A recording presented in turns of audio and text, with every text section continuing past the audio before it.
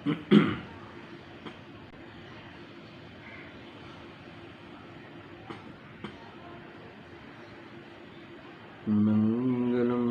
भगवान वीर मंगलम गौतमगणि मंगलम पुण्यकुंडारि जयमोस्तमंगलम सर्वमंगलमांगल्यं सर्वकल्याणकारकं प्रधानं सर्वधर्माणां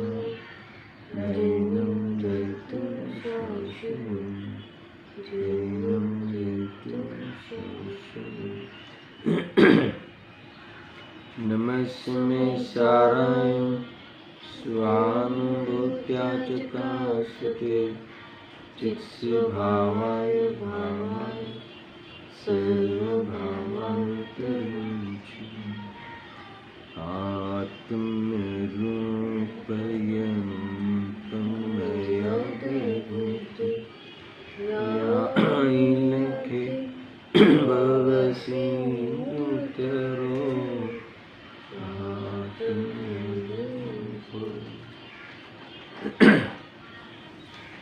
समय सार सर्व विशुद्ध ज्ञान अधिकार गाथा 314-315 ये भावार्थ का स्वाध्याय आज होना है। पाठ करते हुए चलते हैं।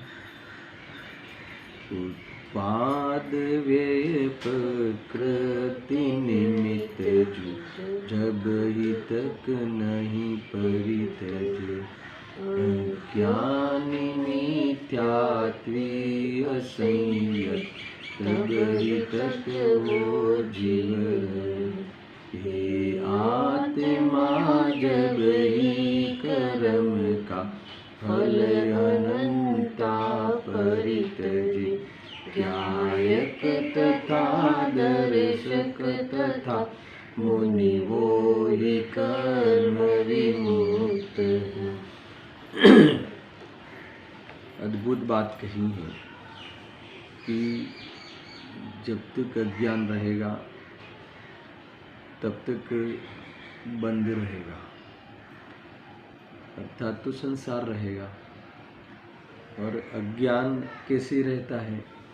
तो अपने से अनजान रहता हुआ प्रकृति के अनुसार वर्तता है, प्रकृति के निमित्त के अनुसार वह परिणमित होता हुआ वास्तव में कर्मबंध को प्राप्त होता है। कर्म प्रकृति के फल में जो प्रभावित रहता है वह जीव अपने स्वभाव को त्यागता है। ये बातें कही क्योंकि वो कर्म प्रकृति के उदय से होने वाले भाव वो विभाव है, अर्थात वो प्रकृति का स्वभाव है, आत्मा का स्वभाव नहीं। ये बात आई थी कल टीका में भी। प्रकृति का स्वभाव, इतना अच्छा शब्द आचार्य ने लिखा कि निश्चित स्वलक्षणों का ज्ञान न होने से जो प्रकृति के स्वभाव को, जो आत्मा के बंध में निमित्त बनते हैं, उसे जब तक नहीं छोड़ता, यानी उसे अपना मानना नहीं छोड़ता, उसे अपने स्वभाव रूप उसके साथ वर्तता है, ऐसा वर्तन नहीं छोड़ता, तब तक यह जीव अज्ञायक है, अदर्शक है और मिथ्या चारित्री है, अथवा ये असंयत है। ऐसी बातें आई थी। यही बात भावार्थ में लिखी है। कोई मतलब बहुत सरलता से वो भाव को बताया है। इसके बाद आचार्य जयसिंह की टीका भी इसी विषय को दोहराया है, इसलिए हमें मात्र पढ़ना है आज, कोई क्योंकि विस्तार तो हो चुका है। देखो भावार्थ में जब तक यह आत्मा स्वपर के लक्षण को नहीं जानता तब तक वह विज्ञान के अभाव के कारण कर्म प्रकृति के उदय को अपना समझकर परिणमित होता है। सिंपल है। कितनी बातें कही कि वेद ज्ञान का अभाव है जिससे, क्योंकि वेद ज्ञान का अभाव का कारण कौन है, वेद ज्ञान का अभाव क्यों है, वह वेद ज्ञान का अभाव कब तक रहेगा कि जब तक भिन्न भिन्न, जब तक आत्मा स्वपर के लक्षण को नहीं जानता, भिन्न भिन्न लक्षणों को नहीं जानता, आत्मा का और बंध का, आत्मा का और पर का, आत्मा का और विभाव का, आत्मा का और कर्म का, तो भिन्न भिन्न लक्षण है, उसे जब तक नहीं जानता तब तक उसका वेद ज्ञान रूप कार्य नहीं हुआ, वेद ज्ञान से वंचित रहा। तो ये इसके कारण यहाँ कहते हैं कि कर्म प्रकृति के उदय को अपना समझकर, यानी अपना पराया का भान नहीं हो, ज्ञान में ज्ञान है ऐसा भान नहीं हो, ज्ञान में ज्ञेय है ऐसा गलत फहमी हो, ज्ञेय से ज्ञान हो, ज्ञेय का ज्ञान है, ज्ञेय का स्वामी है ज्ञान, ज्ञेय का कर्ता है ज्ञान अर्थात ज्ञायक, ये कहते हैं इस प्रकार समझकर परिणमित होगा, तब तक मिथ्या दृष्टि अज्ञानी असंयमी होकर, आगे लिखा कर्ता होकर कर्म का बंध करता है। देखो, जहाँ अपना माना वहाँ कर्ता कर्म का अज्ञान घुसा, जहाँ पर को कर्ता माना वहाँ कर्ता कर्म का अज्ञान घुसा। जब भी तुम्हें परद्रव्य में अपनापन करते हो तो उसके लिए कुछ करे, अर्थात तो हमारे लिए कुछ करे, ये बातें खड़ी होगी, यानी ऐसी भावनाएं कहो, ऐसी वासना कहो, वासना शब्द ठीक है, भावना क्या कहे, ऐसे भाव, ऐसी वासना बनी रहती है और उसको लेकर यह जीव उस परद्रव्य के प्रति वो राग द्वेष का माहौल खड़ा करता है, समझ गए, क्योंकि उसे अपेक्षा रहती ना कि मेरा करे या मैं उसका करूं, और वह ऐसी परिस्थिति बनती नहीं, पर मेरा करता नहीं, मैं पर का करता नहीं,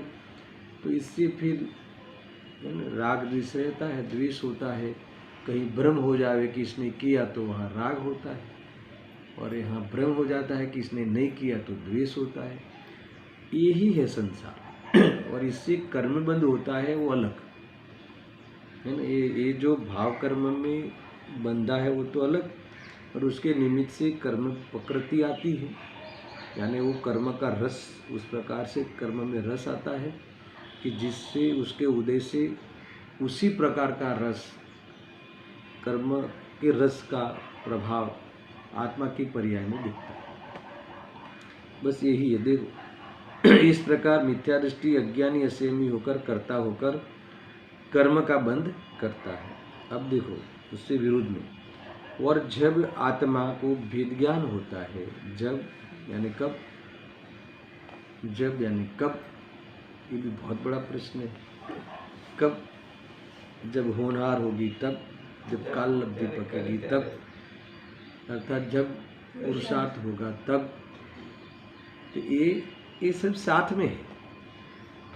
ये तीनों कारण समवाय के 5 में से पांचों साथ में है, तो ये तीनों तो है ही साथ में, है ना।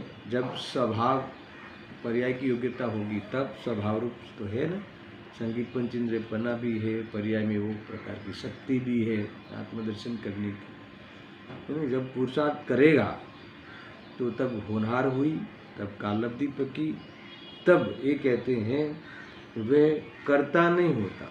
किसका कर्ता नहीं होता? परद्रव्य का कर्ता नहीं होता। तो पहले होता था। भाषा में मत जाना, भाषा लिखी है जो, और समझना है कुछ। कर्ता नहीं होता इसका अर्थ कि अपने को कर्ता नहीं मानता। पहले कर्ता होता था? नहीं, पहले भी कर्ता नहीं होता था अज्ञान में, पहले कर्ता मानता था। अब पता चला ज्ञाता का तो कर्ता नहीं मानता, और जब कर्ता नहीं मानता तो फिर राग द्वेष नहीं होती, राग द्वेष नहीं होते तो कर्म का बंध नहीं करता है ना, कर्म का बंध नहीं होता या नहीं करता, फिर क्या करता है? जब रागद्वेष नहीं करता, कर्म का बंध नहीं करता, तो संसार में वो निठल्ला है क्या? तो क्या करता है?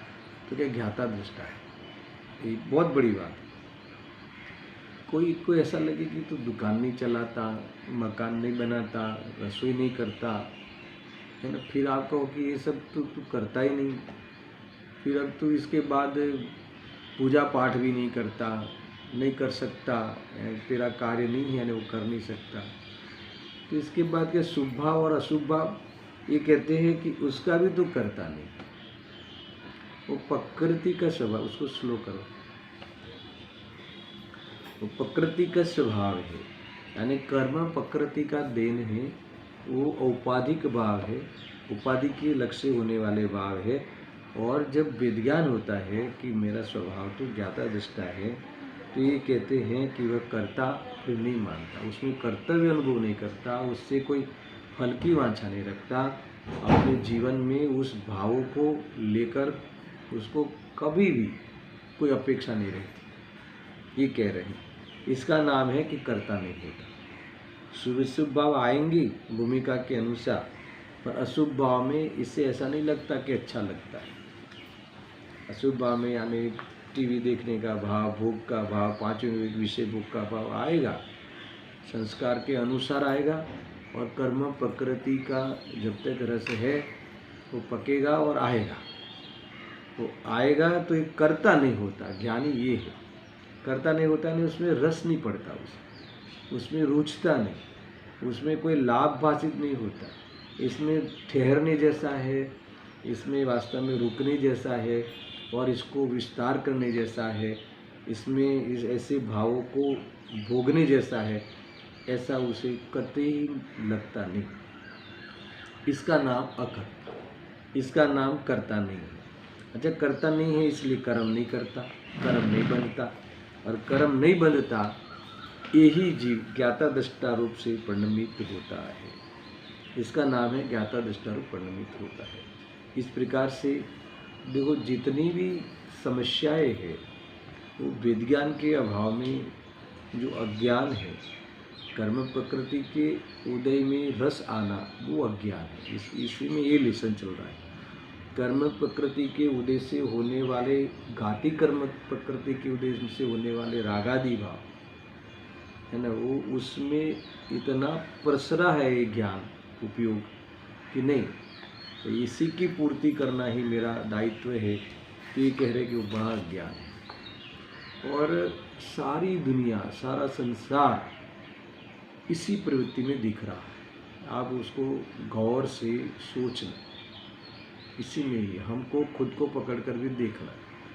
भाव क्या आया प्रकृति का, विषय भोग का है ना, या फिर कोई शुभ भाव, तो उसमें ऐसे वर्तता है कि जैसे यही उसका जीवन मंत्र हो, जैसे यही इसमें ऐसा उसे लगता ही नहीं कि मैं स्वभाव से विरोध में जा रहा।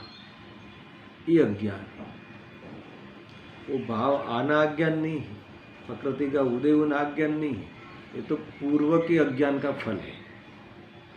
मगर पुनः है कि जीव अपने स्वभाव को नहीं पहचाना, थोड़ा सा भी उसे ख्याल में नहीं आया, ध्यान नहीं आया, तो फिर उस भाव को लेकर है ना, इसमें क्या गलत है देख लेंगे, क्रोधादि भाव करके तो उसको ऐसा लगता है कि इसको बराबर से मैं ठीक कर लूँगा, उस व्यक्ति को ठीक कर लूँगा, उस प्रसंग को ठीक कर लूँगा, या फिर बराबर उसे मायाचारी से उसे सब सफल कर लूँगा।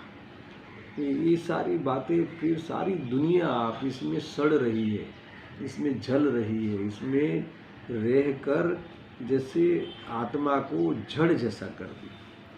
ये अज्ञान, चेतना अपने से अनजान, इससे बड़ा और है ना अपराध और क्या हो सकता है।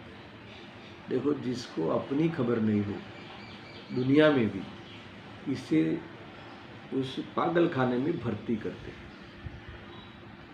जो वास्तव में देखना, उसे अपनी खबर नहीं हो, लौकिक में भी, लौकिक में पूछते हैं आप कौन हो, तो कुछ न कुछ बके, है ना। मान लो कि है पुरुष और बके, लोक में भी मैं तो स्त्री हूँ, मैं सब बके, तो हम क्या करेंगे, इसको मेंटल हॉस्पिटल में दाखिल करेंगे कि इसका मेंटल, है ना, इसका खराब हो गया। तो अब जब मैं चेतन स्वरूप हूँ और मैं बकता हूँ कि मैं मनुष्य हूँ, मैं विद्वान हूँ, मैं मुनि हूँ, ऐसा बकता हूँ, मान लो, तो ये कह रहे हैं कि तेरे अज्ञान, ये मेंटल प्रॉब्लम है, इसे ऐसा है, मानसिक बीमारी है, गजब की है। तो इसे भी ठीक करना होगा। कैसे ठीक करोगे? भेद ज्ञान से हो सकता है। इतना अद्भुत है कि अगर तुम्हें ये बात हमें जचती नहीं कि इसमें क्या मेंटल पोजीशन खराब है। एकदम बराबर से हिसाब किताब, इतना अक्षर अक्षर लिखता हूँ, एक पैसे की भूल नहीं होती, और इतनी गृहस्थी में इतने पैसों में ये सारी गृहस्थी इतनी व्यवस्थित, किसी को तकलीफ नहीं, वो चलाता हूँ। और आप कह रहे हो कि ये सब, उस व्यक्ति को आप क्या कहते हो?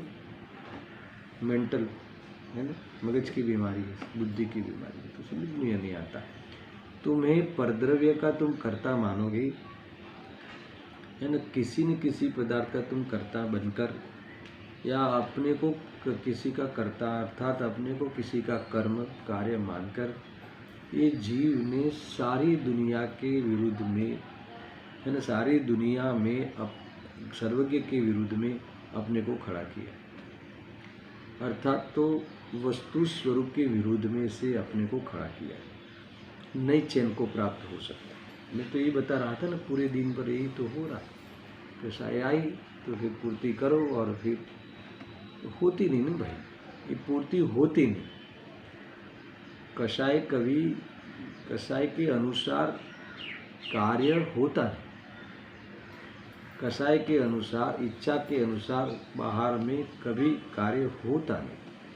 ये सृष्टि का अपने पक्ष में, स्वभाव के पक्ष में होने वाला ये सिद्धांत है। ये बहुत बड़ी बात है। देखो, इस प्रकार से भावार्थ भी समाप्त हुआ। अभी इस दो गाथाओं का जो ये है ना, आचार्य जयसिंह देव की टीका, पेज नंबर 571 निकालना, मैं पढ़ता हूँ, देखो मिला। अब जितने समय तक शुद्धात्मानुभूति से च्युत होता हुआ यह जीव, है ना, इतना सरल लिखते हैं, मिला। जितने समय तक, यानी जब तक, अर्थात तो भाव ही लो इसको, कि शुद्धात्मानुभूति के बिना, शुद्धात्मानुभूति से च्युत रहना यही अज्ञान है, तब तक क्या करेगा? जो शुद्धात्मानुभूति क्या है? ये आत्मा, यानी चेतन स्वरूप में हूँ, ऐसी अनुभूति, ऐसी प्रतीति, ऐसा वेदन, ऐसा संवेदन, है ना, इस प्रकार से उसमें रमणता, विलण नहीं हो तो क्या करेगा? सीधा है, किसी न किसी को तो अपना मानेगा ही, क्योंकि अपना मानने का उसके पास स्वभाव है, और अपने को अपना माने तो वो स्वभाव का सही उपाय हुआ, सही उपयोग हुआ। और पर को अपना माने तो ये देखो, शुद्धात्मानुभूति से च्युत होता हुआ यह जीव किसके साथ करता है भूल?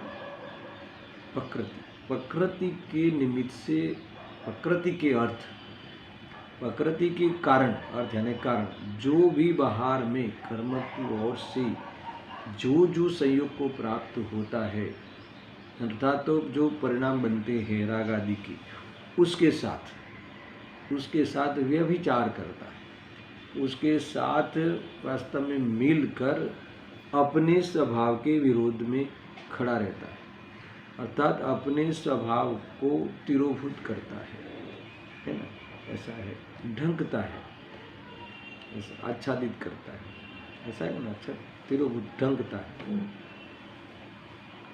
ऐसा देखो। हाँ। क्या कहा?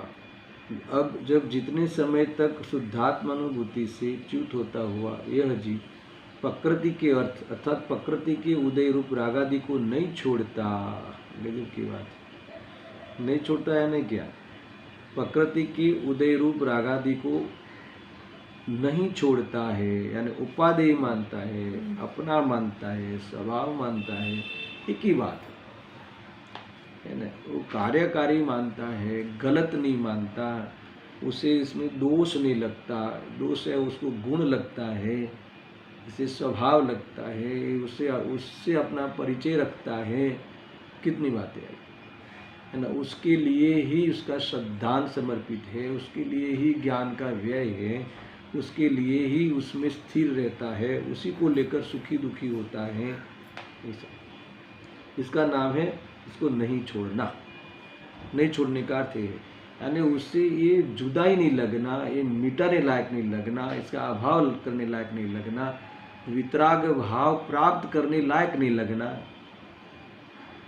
ऐसा वितराग होने में प्रमाद करना है, वितराग होने में विरोध करना, यानी वितराग होना उसे शुष्क लगना। कोई वितरागी हो जाए तो कैसा लगे? देखो मैं आपको सीधे सीधा पूछूं, मुझे आपके प्रति राग नहीं है तो आपको कैसा लगे, जीवन कैसा लगे, जरा बताओ। थोड़ा और शब्द बदलो, लौकिक, मुझे आप लोगों के प्रति स्नेह नहीं हो, प्रेम नहीं हो, है ना, जैसे पितृ प्रेम नहीं हो, पुत्र प्रेम नहीं हो, तो आपको जीवन कैसा लगे बताओ।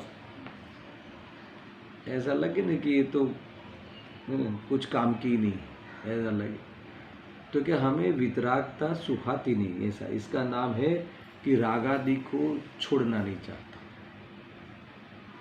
किसी के प्रति थोड़ा लगाव कम हो जाए तो दुनिया उसे डिसक्वालिटी मानती है, संसार में उसे क्वालिटी नहीं माना जाता है ना। कोई लगाव कम हो जाए, क्योंकि देखो वितराग होना अलग बात है, मगर किसी के प्रति लगाव करना कम करना दुनिया में तो द्वेष होना है, मगर फिर भी उसे वितराग होकर अगर लगाव कम करता है तो भी बड़े बड़े तीर्थंकरों की माता ने भी कहा है कि अब दीक्षा अभी मत लो, क्या कहती कि नहीं कहती, एक बहु अवतारी होती है माता, आया ना, तो एक भव या दो भव जो भी देख लेना, मुझे ऐसा मोक्ष जरूर जाएगी। तो भी ये अपने बेटा वितराग हो गए, उसका उसे मोह में दीक्षा नहीं लेवे ऐसा चाहती है, क्या करो।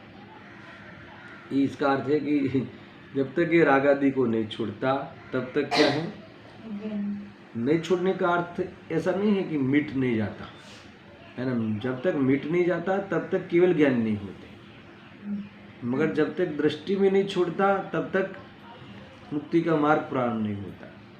यहाँ छोड़ने की बात समय साल में सबसे पहले दृष्टि में छोड़ने, उपादेय बुद्धि छोड़ने। तुम उपादेय बुद्धि नहीं छोड़ोगे तो उसके छोड़ने का तो क्रम ही नहीं आएगा, वो मेन पॉइंट। रागादि का अभाव करने का तो प्रश्न ही नहीं आता जब तक उपादेय बुद्धि नहीं छूटे। इसलिए समय सार का सारा श्रेय, सारा पुरुषार्थ समय सार का इस रागादि भाव की दृष्टि छुड़ाने में है, पर की दृष्टि छुड़ाने में। जब तक तुम्हारी दृष्टि में वो बसा हुआ रहे, तुम्हारी दृष्टि में वो अपना अपनाने जैसा लगे, तो फिर उसका त्याग करने की बात कहाँ से आएगी, समझ में आया कि नहीं। जब तक खाने का भाव, जब तक भोगने का भाव है ना, इतनी घृतता रहे, घृतता पूर्वक भोगे, यानी उसे ऐसा लगे कि जैसे मेरे लिए तो यही स्वर्ग है, ये भोगों में रहना ही उसे पसंद है, उससे बाहर सोच ही नहीं सकता, तो वो फिर उसका त्याग करने की भाषा कितनी भी कहे, त्याग गुरु आके करावे, कैसे होगा।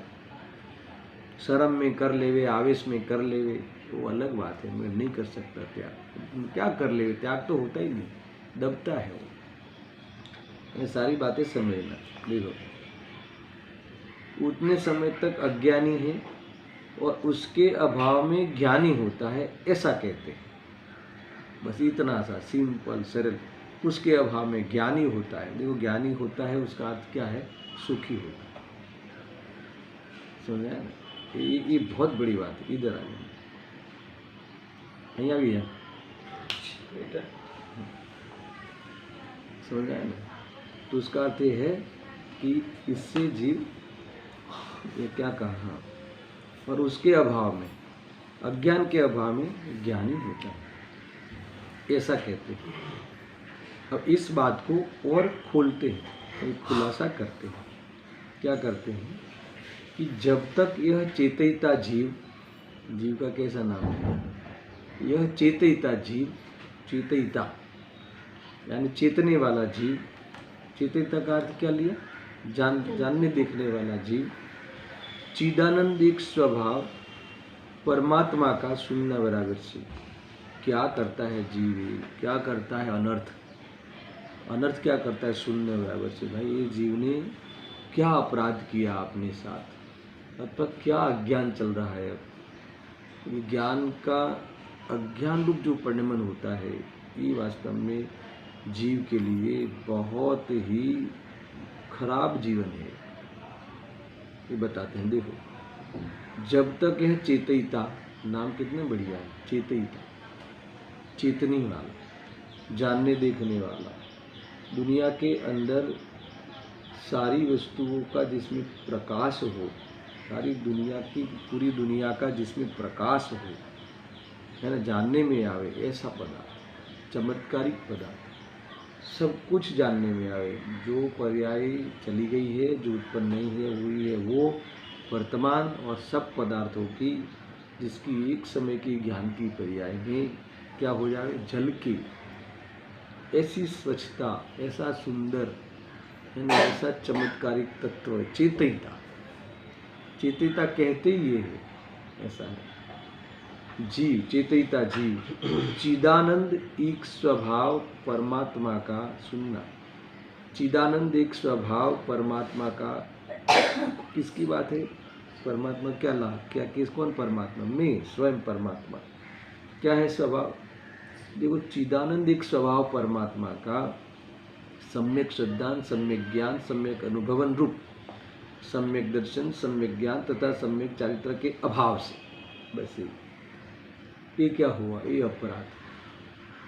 सम्यक दर्शन, सम्यक ज्ञान, सम्यक चारित्र के बिना रहना, ये दुनिया में सबसे बड़ा पाप है।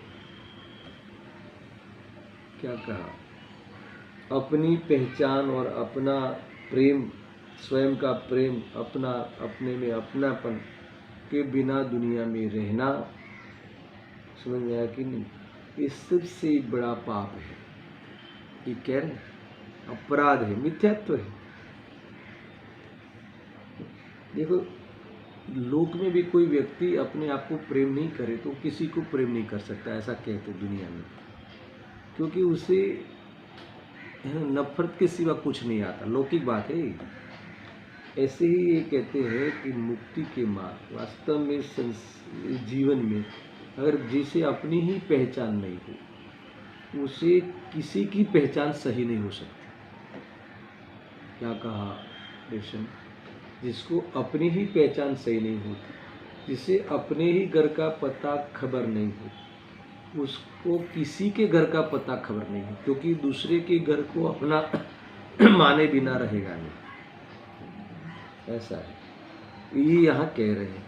तो ये कहते हैं कि ये चिदानंद एक स्वभाव परमात्मा का है ना, परमात्मा का, कैसा है आत्मा, परम है, पवित्र है, चिदानंद स्वरूप है, ऐसे परमात्मा का जिसे श्रद्धान नहीं है, जिसके पर दृष्टि नहीं है, जिसे अपनाता नहीं है, और कहते हैं कि हाँ, तो ये अपराध है। तो क्या होना चाहिए, उसका श्रद्धान होना चाहिए, उसका संवेदन, यानी यही देखो मैं ही हूँ, यही तो होना चाहिए ना। फिर मैं ही हूँ, उसी का ही तो संवेदन, यानी उसी का, उसी ऊपर से भिन्न अपना भान होना चाहिए ना, ज्ञान होना चाहिए ना ये। और जब ये भिन्न में हूँ तो अपने साथ ही स्थिर होना चाहिए ना, अपने साथ ही रमणता होनी चाहिए ना। मैं यहाँ कहते आचार्य देव इसका जिसको अभाव है, देखो यहाँ ये नहीं लिखा कि जिसके पास पैसे का अभाव है, जिसके पास इज्जत का अभाव है, ये गुरुदेव की स्टाइल है। ऐसा नहीं लिखा है इसमें कि जिसके पास बाह्य में संयोगों का अभाव है, नहीं, वो वास्तव में दुखी है ऐसा नहीं लिखा, वो पापी है ऐसा नहीं लिखा, वो गरीब है ऐसा नहीं लिखा, मगर जिसे अपना परिचय नहीं है, यही मैं हूँ, ऐसा मैं ही मैं हूँ, मैं ही मेरा हूँ, है ना, मैं ही मेरा रहता हूँ, मैं ही मेरे साथ तीनों काल रहता हूँ, और ऐसा अपना सचोट ख्याल नहीं हो, श्रद्धान नहीं हो, ऐसा भान नहीं हो, ऐसा पर से भिन्न वेद ज्ञान रूप संवेदन नहीं हो, और इस प्रकार से आत्मा के अंदर में स्थिरता नहीं हो, तो फिर क्या होगा? ये अपराध है। यानी देखो, ये सम्यक दर्शन, सम्यक ज्ञान, सम्यक चारित्र के बिना जितना भी जीवन है वो कायरता का है, भय स्थान में जीता है, समझ में आ रहा? निरंतर मायावी है, निदान बंद करता है निरंतर, वो कर लो, उसका वो कर लो, ये कर लो, ये करके सुखी हो जाऊंगा, ऐसा स्वप्न देख करके निदान बंद करता है, अपने को बंद का ही दान देता है निरंतर, जबरदस्त देव। यहाँ कहते हैं कि सम्यक दर्शन, सम्यक ज्ञान, सम्यक चारित्र के अभाव से क्या होगा? अभाव के कारण क्या होगा? प्रकृति के कार्य, क्या है प्रकृति के कार्य? अर्थात कर्मोदय रूप रागादि को नहीं छोड़ता, नहीं छोड़ता यानी वो उसे अपनाता ही है, रागादि को अपनाता है। अब बात यह है, आगे बहुत चर्चा की, नहीं छोड़ता का मैंने बहुत भावासन कराया। तब तक आत्मा को यानी किसको? आत्मा को का क्या अर्थ लेना, इसे क्या पढ़ना? अपने को। आत्मा स्ववाचक शब्द है। आत्मा को यानी अपने को रागादि रूप मानता है, समझ में? अपने को रागादि रूप मानता है ना, रागादि रूप की ही जीवन लीला वही सही है ऐसा मानता है। देखो, हमें वही लीला पसंद है, दुनिया में जो राग की लीला है, द्वेष की लीला है, वही पसंद है। तो ये कहते हैं कि उस रूप रागादि रूप मानता है, जानता है तथा अनुभव करता है, इसीलिए मिथ्या दृष्टि होता है, फिर अज्ञानी होता है, श्रद्धा में भूल हो जाती है, ज्ञान में भी संशय विपर्य अनध्यवसाय बसता है, और आगे क्या लिखा? असंयमी होता है। असंयमी होता है यानी पर परिणति से लुभायमान होता है, पर परिणति में स्थिरता का है ना वास्तव में आभास रखता है, अथवा अस्थिरता में सुकून मानता है। मिथ्याचारिता, गजब की बात। हाँ, रागादि परलक्ष से होने वाली परिणति में वह लुभाता है ना, वो उसमें उसी में ही रमता है, सुख दुख का आभास करता है इसमें ही, कभी सुख मान लेता है, कभी उसमें दुख मान लेता है, कभी मनता तीव्रता में कल्पनाएं कर लेता है उस परिणति की, सुख दुख की। ऐसा उपादेय पूर्वक वो असंयमी है, उसको जरा भी अपने संयम का समझ ही नहीं है, संयम प्रकाश नहीं है, वो संयम नहीं है, उसका आपकी विवेक नहीं है, ऐसा इस प्रकार से। ऐसा होता हुआ वह मोक्ष को प्राप्त नहीं करता।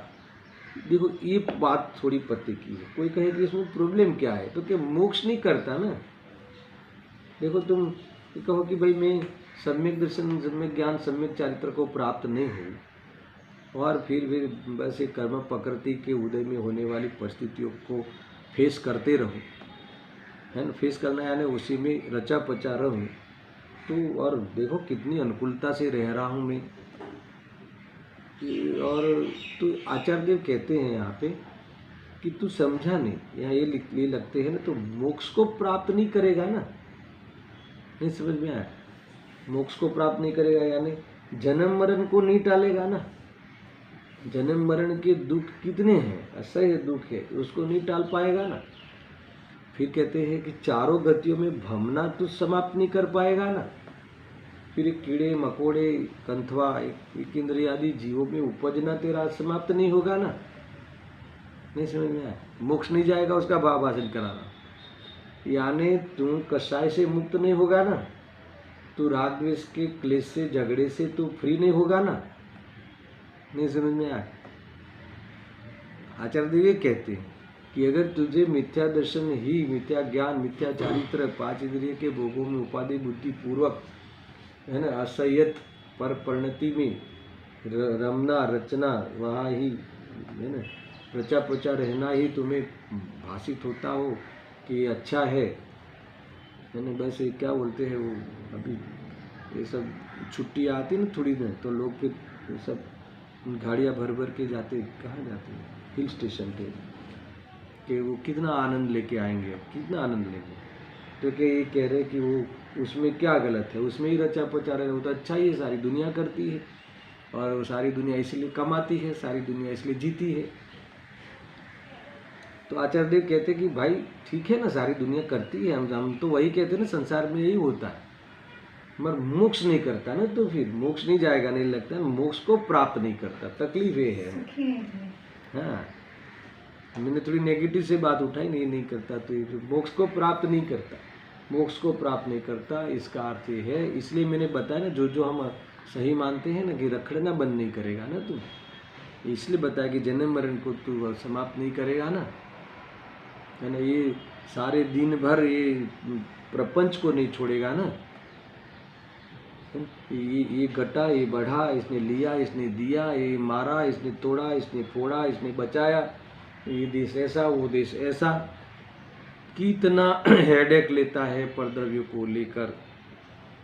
एक समय के लिए भी सुकून, बताओ, करोड़ों रुपया तुम्हारे आजू बाजू में और सोने की पाट पे सुला दे, है ना, हीरो के रत्न जड़ित पलंग पे तुम्हें, है ना, सुलावे, उस पर बिठावे, उस पर खिलावे, रत्न की भस्म वाले वानगियाँ बनावे, तो कौन सा तुम सुखी हो जाओगे, कौन सा सुखी हो जाओगे, परेशान हो जाओगे।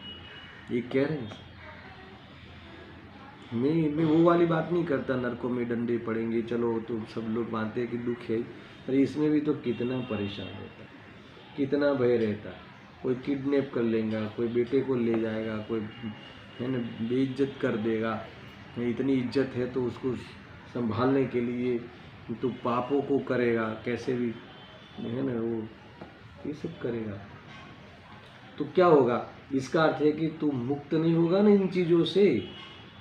इन चीज़ों से मुक्त होना, इन चीज़ों से छूटना, वितराग होना, निराकुलता से रहना, निर्विकल्प रूप से सारी दुनिया का ज्ञाता दृष्टा रहना, अनंत गुणों की अनंतता का लाभ लेना, अपने स्वभाव को पूरी तरह पचाना, अपने स्वभाव को पूरी तरह भोगना, इससे तू वंचित रहेगा ना, एक है, मोक्ष नहीं करेगा, उसका अर्थ आया समझ में। तो इस जीवन का तो हमें पता ही नहीं। लोग ये कहते नहीं, अरे यही तो जीवन है, तुम जो जीवन जी रहे हो, मिथ्या दर्शन, मिथ्या ज्ञान, मिथ्या चारित्र, लिटरली भिखारी का जीवन है। इसलिए गुरुदेव सिंह कहते कि क्या बात करते हो, हम हमारे पास तो हजारों करोड़ है, ऐसा कोई कहे तो गुरुदेव कहते कि वो कोई छोटा भिखारी, कोई बड़ा भिखारी, हजारों करोड़ों वाले को हजारों करोड़ चाहिए, लोन लेता ना, तो पीछे पीछे घूमता बैंक मैनेजरों के पीछे, तो भिखारी बनाए। वो 1-2 रुपया के लिए भीख मांगता है, तो करोड़ों रुपया के लिए भीख मांगा, आखिरकार है ही भिखारी। मिथ्या दर्शन, मिथ्या ज्ञान, चारित्र तुझे भीख मंगवाता है, तुझे दुनिया में बदनाम करता है, ऐसा है। तो ये बहुत बड़ी बात है भाई। और तू कहता है कि मुझे अच्छा लगता है, अब उसे क्या कहे। ये जो होता है ना, वो कौन सा पशु है, भूंड होता है ना, भूंड, पिग बोलते हैं इंग्लिश, तो उकरडा होता है ना, उकरडा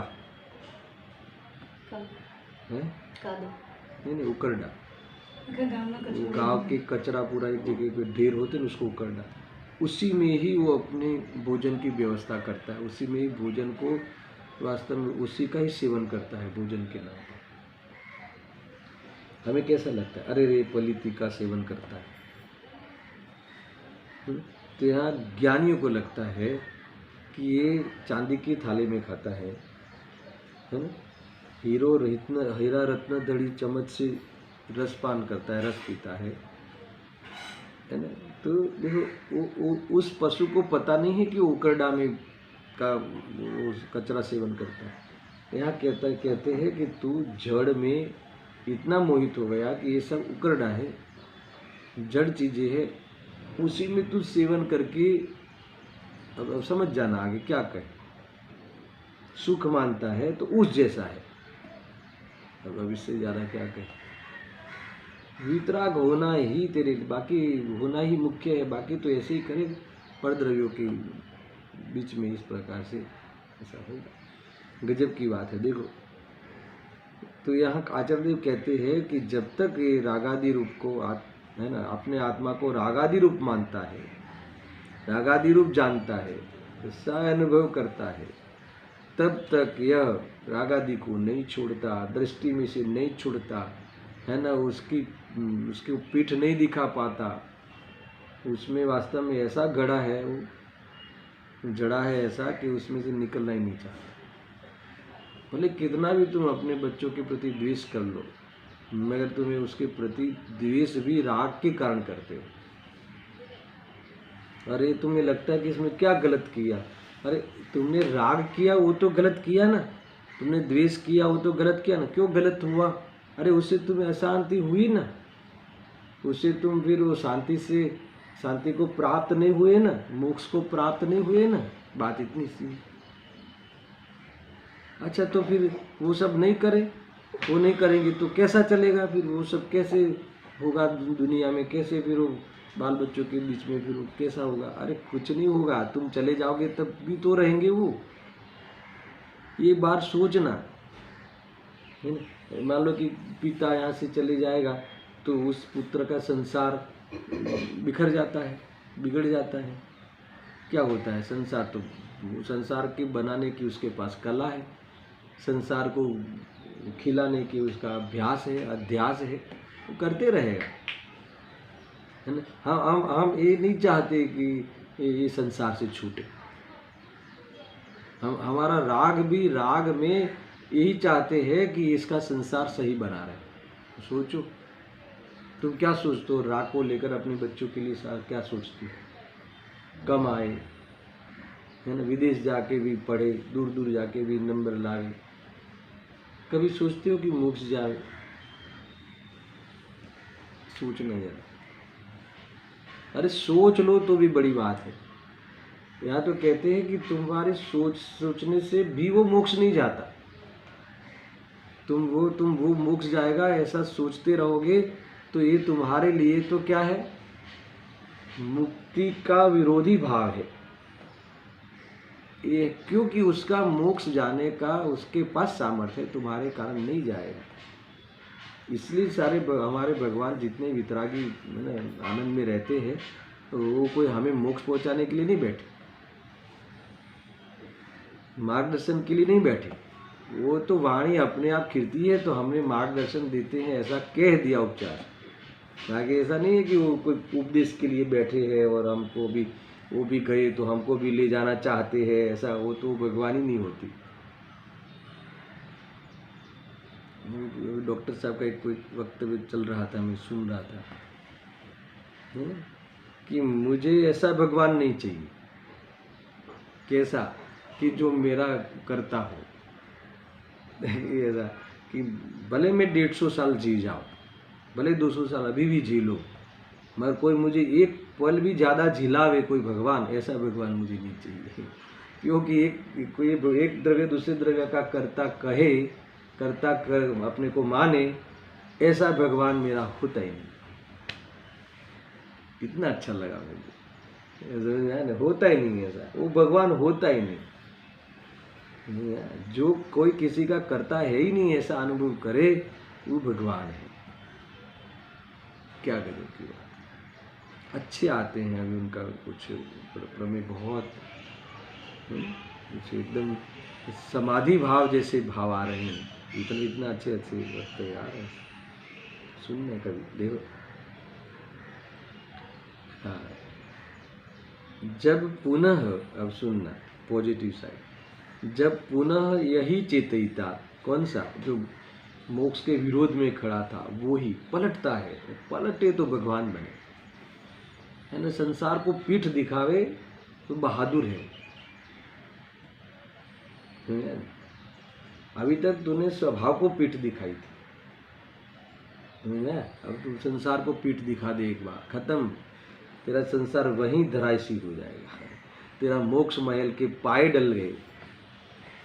ऐसा है, ये गजब की बात है। जब पुनः यही चेतयिता आत्मा मिथ्यात्व रागादि रूप कर्म फलों को सुनना, मिथ्यात्व रागादि रूप कर्म फलों को जो कि वो भाव भाषण हुआ था ना, मैं यहीं से पढ़ा था, वहीं से मुझे भाव खुला था कि जो कि शक्ति रूप से अनंत विशेषों वाले हैं।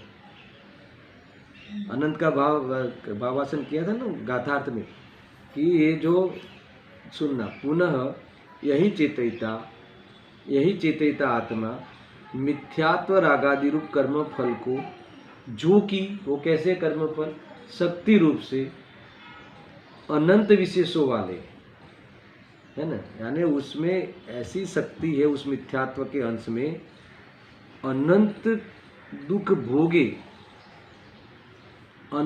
भोगे एक समय में, ऐसी शक्ति वाला है, क्योंकि उसमें अनंत लोकालोक की वासना पड़ी है एकत्र की, एक है ख्याल।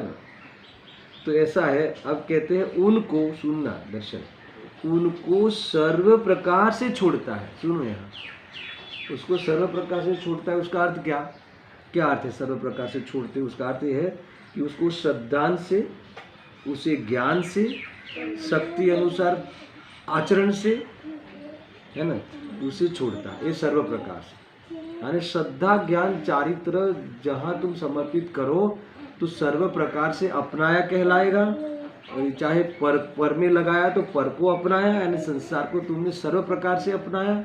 और जब तुम स्वरूप को अपनाते हो श्रद्धा ज्ञान चारित्र से, तो तुमने सर्व प्रकार से अपने आत्मा को अपनाया, सर्व प्रकार से तुमने संसार को छोड़ा।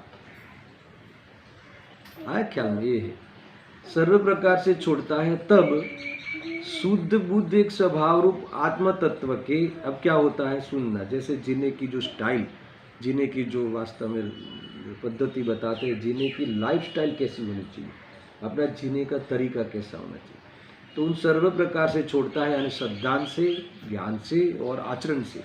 भले शक्ति अनुसार छोड़े ना, छोड़ता है, उपाधि बुद्धिपूर्वक तो छोड़ ही देता है। तब क्या छोड़ता है? उपाधि बुद्धिपूर्वक के राग द्वेष भोग के भाव सब छोड़ देता है।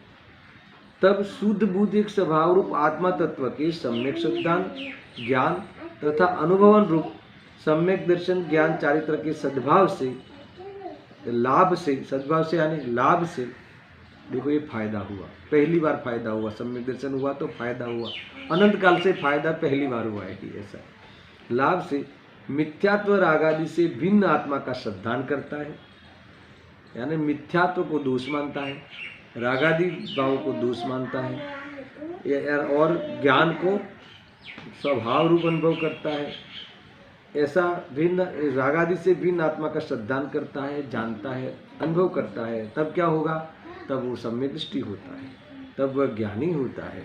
तब देखो इस प्रकार से क्या कहा फिर से, हाँ, जब ये सर्व प्रकार से छोड़ता है, यानी सर्व प्रकार से छोड़ता है, क्या अर्थ दर्शन उसका ध्यान रखो इधर, यानी श्रद्धा से छोड़ता है, ज्ञान से छोड़ता है और शक्ति अनुसार आचरण से भी छोड़ता है, यानी उसे अनुभव नहीं करता, अपना अनुभव नहीं करता, ऐसा।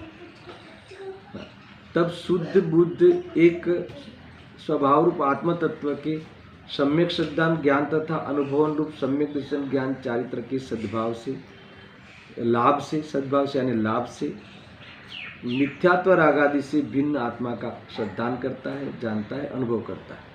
आचार्य देव कहते हैं तब वो वास्तव में सम्यक दृष्टि होता है, तब उसका जन्म हुआ, अनादि से मरा हुआ था, अभी जन्म हुआ है।